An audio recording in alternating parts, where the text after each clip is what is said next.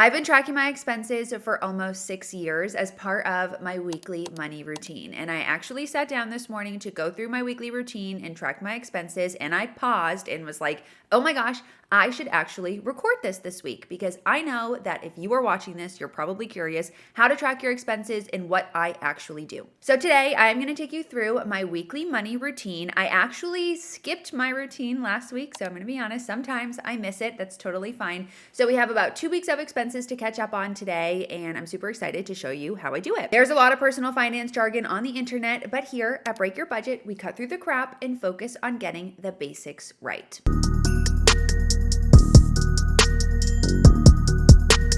Arguably, the most important thing that you should be doing on your financial journey is tracking your expenses. And literally every time I talk about this, I always take a ton of flack because people think that tracking your expenses is this huge cumbersome thing. I personally track my expenses manually, and I will always track my expenses manually because it allows me to stay super close to my financials. But there are so many benefits to tracking your expenses. First being able to stay super close to your financials, but second, getting really clear line of sight into what you're spending your money on. And third, using that information to really understand what your spending values are and if the money you are spending is truly adding value to your life. We talk a lot about spending here on my YouTube channel. And so if you are trying to overhaul your spending, maybe stop overspending, repair your relationship with spending, learn your spending values, then you need to be tracking your expenses. When you track your expenses weekly, it just makes the whole process a lot easier. It makes it easier to go through your monthly money review. And it really, I think, takes the burden off of what can feel like a cumbersome experience before you actually do it. I think there, again, is a myth that tracking your expenses is this whole big to-do, but hopefully this video helps set the record straight that it's really not a big deal. I track my expenses using the Personal Finance Dashboard. This is the tool that I created years ago to help manage my money. The Personal Finance Dashboard is my signature financial planning tool, so that is what you are going to see today. If you like what you see, then I highly recommend checking it out. I'll make sure all of the information on the PFD is in the show notes. I also do just want to let you know that I have another template called the Basic Budgeting Template, and it's a little bit more of a simplified version of the PFD. However, the way you track your expenses in that tool is exactly the same as how you do it in the PFD. So if you're looking for a tool to get started with tracking your expenses, but you don't want all the bells and whistles of the Personal Finance Dashboard, make sure you check out the Basic Budgeting Template. I do have a tour video for that. I'll make sure it is on the screen and also in the show notes. So with that, let's stop talking and just get into our weekly money routine.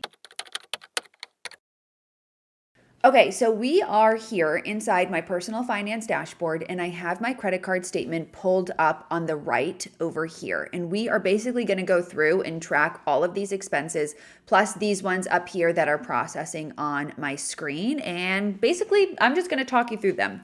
So the first thing here is we have an expense for Aldi on May 1st. So I'm just going to track that quickly. For every expense, I put in a date. I'll select my category. So I have essential categories and non-essential categories. Aldi is a grocery store, so that is an essential category. And I also like to put in, just a little bit about what that expense was in this notes category here. The next expense we have in May is Oud Coffee. So that's just like a coffee place that I went to a few weeks ago. And that was $8.54. And I actually got a matcha that day. So I like to put matcha, and I'm going to put matcha from Oud. Moving on, May 3rd. So this was an afternoon where I went up to Andersonville for a little bit of an exploration afternoon. Every couple of weeks, I'm trying to explore a new neighborhood, get something for lunch, get on the CTA, get a coffee or something. And that is exactly what I did. So I have May 3rd here, and I'm going to track each of these individually. So understudy was a coffee. That was where I got a matcha. So I'll do $8.27 understudy matcha.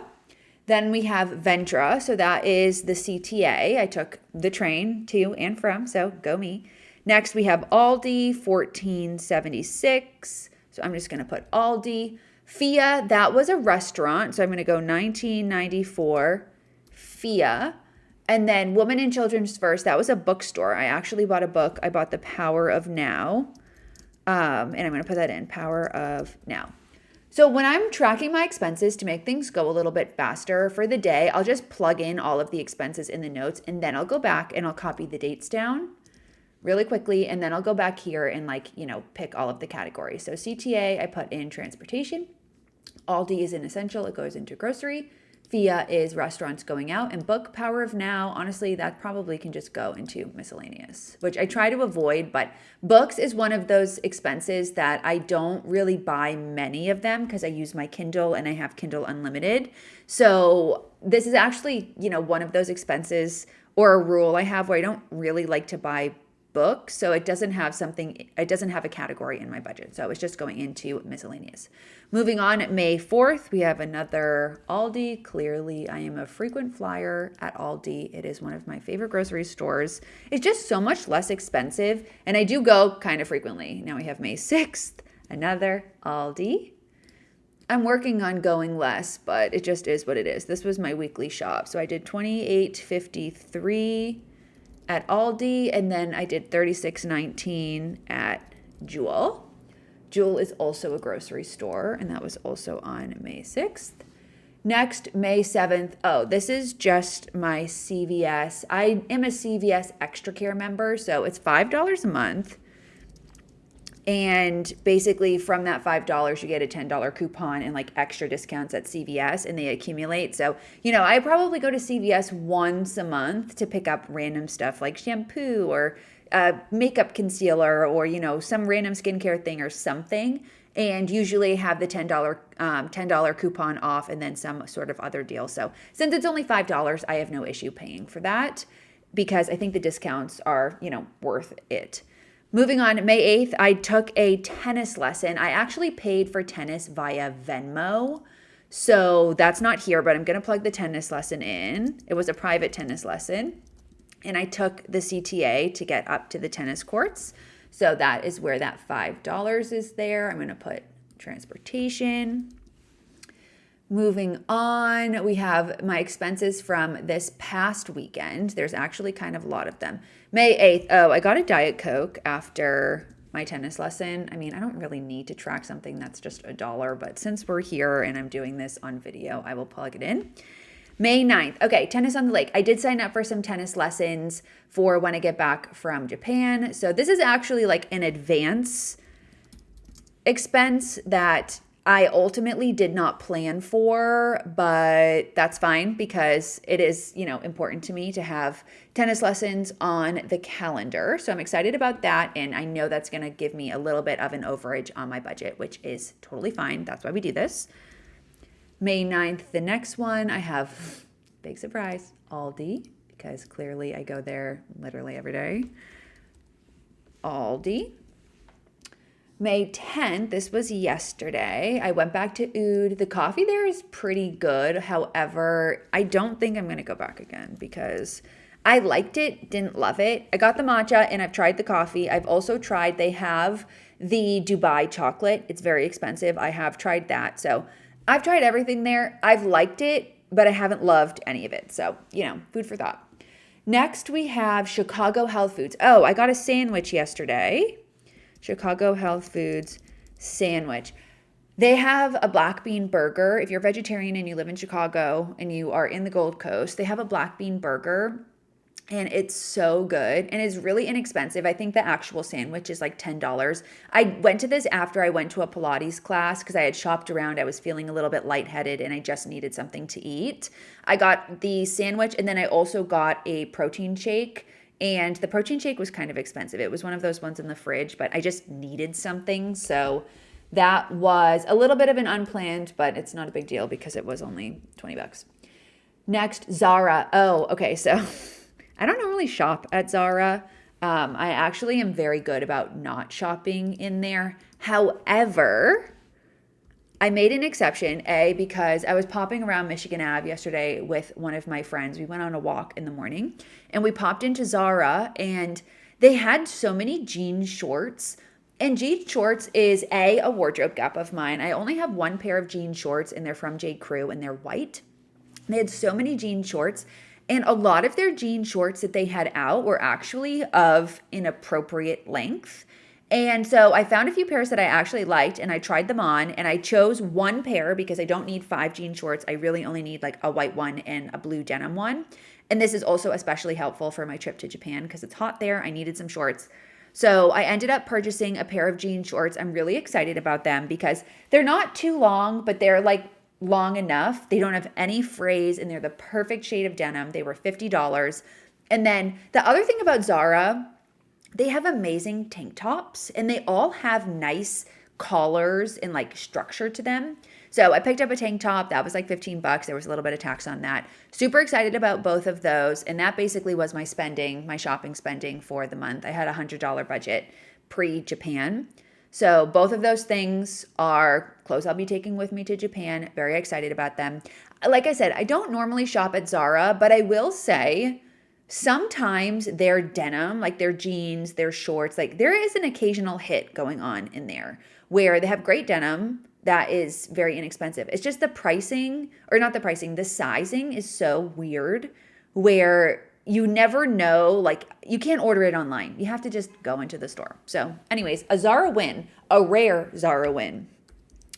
I also treated myself and exercised free will, and I went to Levain yesterday because I just wanted to get out of the house in the evening. So I took myself on a walk and I got 2 cookies. I got the double chocolate chip, which is the best one. And then I also got their coconut caramel chip one, which was good. But looking back, I should have got the peanut butter one. So next time I go to Levain, I'll be getting the peanut butter one. I also got some stuff from Paula's Choice, which transparently, I am on a first name basis with the influencer marketing girl at Paula's Choice. So basically, anytime I want something, I just email them and they send it to me. However, I am leaving for Japan soon and I needed to get a restock of my benzoyl peroxide serum, which is my I have to have that. And I just didn't have time to go back and forth with them. And I don't really need any other products besides that. And also Rakuten was having a 20% cashback special. If you don't use Rakuten, my link is always in the show notes. I did a video last week about cashback, so you should definitely watch that. Rakuten was having a 20% cashback special. And Paula's Choice was also doing 15% off if you order 2 products. So because the benzoyl peroxide is my again, ride or die holy grail, I have to have that. I ended up just getting 2 of those. I did all of the specials and I ordered it and it's getting delivered hopefully this week so that I have a full product of that for, again, my Japan trip. I'm going to be gone for 3 weeks and I just could not last that whole time with what I had left of that product. So very excited about that. Again, also unplanned, but it is what it is. And so those were all of my expenses this week. Now let's go into my annual spending plan. So before we do that though, I just want to emphasize how quick and straightforward this was. Okay, this was I know I talked a lot, so it's been, 10 minutes that it took us to do this. If I wasn't talking through this, this would have taken me 5 minutes. Okay. It's very, very easy. It's not something that should feel really cumbersome. And the PFD and also the basic budgeting template, because the transaction log is almost exactly the same as this, is meant to make it really easy because you can, look at your essentials. You can look at your non-essentials. The input is super easy. And with all of this information, it then gets pulled into your annual spending plan. So let's hop into that right now. Okay, so here we are in my annual spending plan and we are looking at May. So for my total expenses for the month, I have about $5,000 planned. $1,000 of that is budgeted for my Japan trip. So what I like to do during this next process or this next step of my weekly review is just look at where I'm stacking up based on what I've spent so far, and I'll make any adjustments if I need to. So I don't think I have any adjustments that I need to make. My rent is going to stay the same. Utilities, I did just get a utility bill, so I need to actually look at that. Groceries, I have a week left of groceries, or a week left before I leave, and a little under $100, $77 left budgeted for groceries. I would really like to stay at that. So I'm going to go through my pantry. I'll do a whole video about this too. I'm going to go through my pantry, see what I have, and try to eat through things this week and not cross over $200 on groceries. Drugstore, I don't think I need to get anything. I won't spend more than $50, but I might have to get some minis. So I'm leaving that there. Subscriptions, this is just Spotify. I haven't been charged for it yet. Household essentials, I know I'm not going to need anything. Transportation, whatever, that's minor. And miscellaneous, that's just a plug. Restaurants, I have $100 budgeted for the rest of the time that I'm in Chicago this month. And I think that's going to be fine because I only have one more weekend. Shopping, we're good. Beauty, I didn't put anything in here when I had made my budget this month because I wasn't planning to buy anything. However, I am going to put $50 in there because clearly I, bought stuff. Self-maintenance, that's my pedicure. I need to schedule that. So this is a good reminder. Ubers, this is for when I go to the airport. Coffee, we're good. Workout, this is my form workout and I haven't been charged for that for May yet. And I think that's it. Oh, activities. Clearly I'm over, but the driver of that is obviously tennis. So with that, that is how I work through my weekly money routine. It's very simple and straightforward. The majority of it is just tracking my expenses, but I do also like to make some quick adjustments and just take a look at how I'm tracking against my budget on a weekly basis. Honestly, going through a routine like this just makes me feel so much more clear and confident around my spending decisions. I really do find that having a budget and having a process to stick to and maintain that budget has given me so much financial clarity and financial confidence. So if you are someone who is struggling with your budget or you're struggling with your spending or you just want to have a better gauge of what is going on with your finances, I highly recommend incorporating a financial routine like this. And I also recommend grabbing one of these tools, either the personal finance dashboard or the basic budget template. They are quite literally designed not only to make expense tracking easy, but to also give you a very clear line of sight into how you are using your money. Yes, you can track your expenses automatically using an automated budget tool. However, even if your expenses are getting tracked automatically, you still have to sit down and go through and make sure that they're getting tracked correctly and also review your budget on a regular basis anyways. So in my opinion, it's literally just easier to do it manually. It honestly takes less time. I've tried every budgeting tool under the sun. I do have a few that I like. They're on my resource library on my website if you're interested, but my recommendation is always going to be the PFD or the basic budgeting template. If you have questions about anything that I shared today or about either of those templates, of course, let me know in the comments. If you enjoyed this weekly routine and you'd like to see more of these throughout the summer and the fall, please let me know. I probably wouldn't record it every week just because that would feel very redundant. However, I would be happy to do this maybe once a month or once every 2 months if you enjoyed it. So let me know. And with that, I will catch you next week. Thanks for watching.